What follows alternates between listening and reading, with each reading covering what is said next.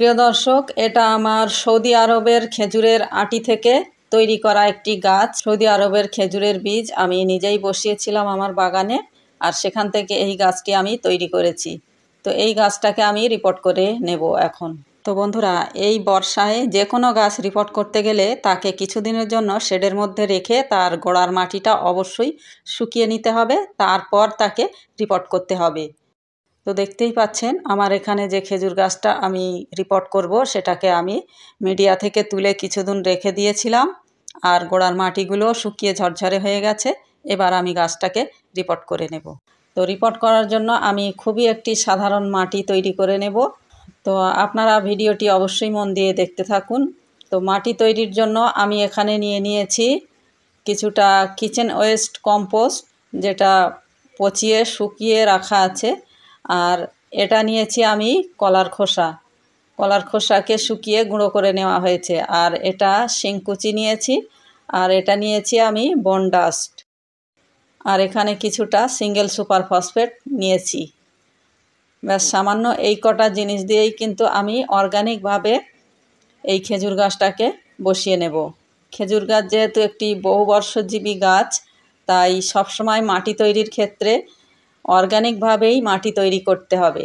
তো সমস্ত উপকরণগুলো মিশিয়ে আমি তার সঙ্গে পরিমাণ মতো মাটি মিশিয়ে নিচ্ছি। এগুলো আমার পুরানো টবের মাটি, তার সঙ্গেই আমি এই খাবারগুলো মিশিয়ে নিয়ে এই মাটিটাতেই আমি গাছটিকে বসিয়ে দেব। এই খেজুর গাছ যেহেতু মরু অঞ্চলের গাছ, তাই মাটিটা খুবই ওয়েল ড্রেনেজ তৈরি করতে হবে, যেন মাটিতে জল জমে না থাকে। মাটিটা খুবই হালকাভাবে তৈরি করতে হবে। তো মাটি যদি এঁটেলে হয় সেক্ষেত্রে আপনারা অবশ্যই একটু বালি মিশিয়ে নিতে পারেন। তো আমার যেহেতু পুরানো টবের মাটি, এর সঙ্গে বালি মেশানোই আছে, সেই জন্য আমি আর আলাদা করে বালি মেশালাম না। যেহেতু খেজুর গাছ বহুবর্ষজীবী গাছ, ওটা অনেক দিন ধরে থাকবে এই টবে, তাই আমি এর মধ্যে কোনো রাসায়নিক কিছু মেশালাম না, সমস্তটাই অর্গানিকভাবে করছি। তো গাছটি বসানোর জন্য আমি এখানে একটি চটের বস্তা নিয়ে নিয়েছি, আর এই বস্তায় ওই সার মেশানো মাটি ভরে নিয়েছি, নিয়ে গাছটাকে বসিয়ে দেব।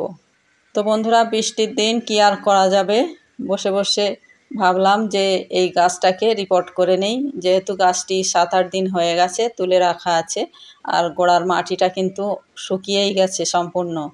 তো একে যদি আর দেরি করা হয় তাহলে গাছটা হয়তো নষ্ট হয়ে যেতে পারে, তাই বাধ্য হয়ে আমি আজকেই রিপোর্ট করে নিচ্ছি। তো বস্তায় অর্ধেকটা মাটি ভরে নিয়ে তার উপর গাছটা বসিয়ে এবারে পুরো মাটি দিয়ে ঢেকে দেব। একদম গোড়া পর্যন্ত মাটি দেব না, একটু গোড়াটা উঁচু রেখে গোড়ার থেকে একটু নিচে মাটির লেভেলটা রাখতে হবে, তাহলে খেজুর গাছ কিন্তু ভালো হবে। তো সেইভাবেই আমি গাছটা বসিয়ে নিলাম।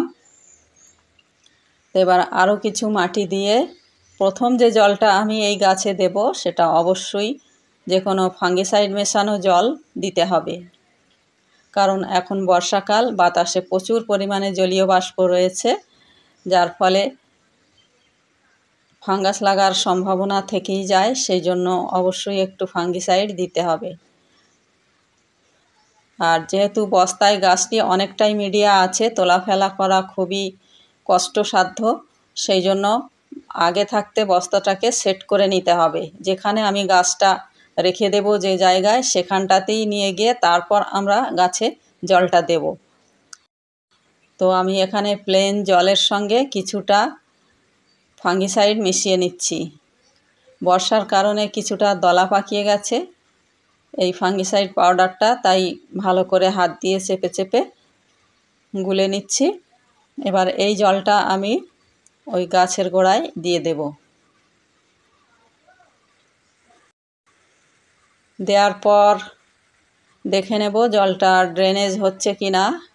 যেহেতু বস্তার মধ্যে আছে, ড্রেনেজ হতে অসুবিধা খুব একটা হবে না, তাই কিছুটা জল আমি দিয়ে দিলাম। আর এরপরে আমি কিছুটা দেব একটু পরে, একসঙ্গে অনেকটা জল দেব না। তো গাছটি আমার মোটামুটি বসিয়ে নেওয়া হয়ে গেছে। এবার এই গাছটিকে কিন্তু এখানেই আমি রেখে দেব। যতদিন বর্ষা থাকবে গাছটিকে কিন্তু আমি বাইরে বের করব না, শেডের মধ্যেই রেখে দেব। শেডের এমন জায়গায় রাখতে হবে যেখানে সকালের দিকে সরাসরি রোদ্দুরটা গাছের গায়ে পড়বে, অথচ বৃষ্টি হলে বৃষ্টিটা পড়বে না, আর উজ্জ্বল আলো বাতাস থাকবে। এই রকম জায়গাতেই আমরা গাছটিকে রেখে দেব। আমার কাছে কোনো টব বা হাফ ড্রাম না থাকার ফলে আপাতত গাছটিকে আমি বস্তাতেই প্রতিস্থাপন করে নিলাম। এর পরবর্তীতে যে প্রতিস্থাপনটি আমি করব ফাইনালি, সেটি আমি একটি হাফ ড্রামে প্রতিস্থাপন করে দেব। দেখা যাক গাছটিতে কতদিনে ফল আসে।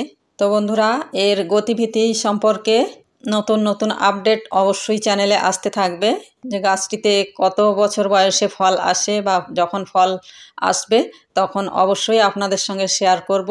তাই বন্ধুরা, সর্বদাই চ্যানেলের সঙ্গে যুক্ত থাকার চেষ্টা করবেন। সবাই ভালো থাকবেন, সুস্থ থাকবেন। ভিডিওটি ভালো লাগলে একটা লাইক দেবেন। ধন্যবাদ।